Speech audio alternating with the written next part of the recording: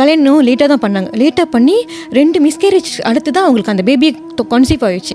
So அவங்களுக்கு எப்பயுமே ஒரு பதட்டம் இருக்கும், ஐயோ இந்த பேபி நம்ம நல்லா கொண்டுட்டு போயிடுவோம், நம்ம என்னாச்சும் ஆயிருமா அப்படின்னு ஒரு பதட்டம். ஆனால் எப்பவுமே அந்த ஹஸ்பண்ட் அவங்களோட வீட்டுக்காரர் சொல்லுவாராம், இல்லை இந்த ப்ரெக்னென்சி நம்மளுக்கு, இந்த பேபி வந்து நம்மளுக்கான கடவுள் கொடுத்து கண்டிப்பாக நம்ம நல்லபடியாக இந்த குழந்தையே பெற்றெடுப்போம் அப்படின்னு சொல்லுவாங்களாம். அப்போ இவங்களும் பேபி கிட்ட எல்லாமே, இப்போ நம்ம 2 பேர் சாப்பிட்றோம், அம்மா உங்களுக்காக தான் இவ்வளோ ஹெல்த்தியாக சாப்பிட்றேன் அப்படின்னு அவங்க பேசியிருக்கோம். அப்போ அவங்க அம்மா அந்த அம்மா எப்படி சொல்லுவாங்கன்னா, இந்த பிரபஞ்சமே உங்களுக்கு பாதுகாப்பாக இருக்கும், உங்களுக்கு எந்த ஆபத்தும் வராது அப்படின்னு அந்த பேபி கிட்ட சொல்லிக்கிட்டே இருப்பாங்களாம். ஓகேங்களா? ஸோ பேபியும் நல்லபடியாக பிறந்துட்டு ஒடிப்பு அவங்க ஹஸ்பண்டு அந்த பேபி 3 பேரும் காடியில் ட்ராவல் பண்ணிட்டு இருக்காங்க. ஒரு பெரிய ஆக்சிடென்ட், அப்பாவுக்கு கை உடஞ்சிருச்சு, இவங்களுக்கும் ரொம்ப அடியும், ஆனால் பேபிக்கு ஒன்றுமே ஆகலை.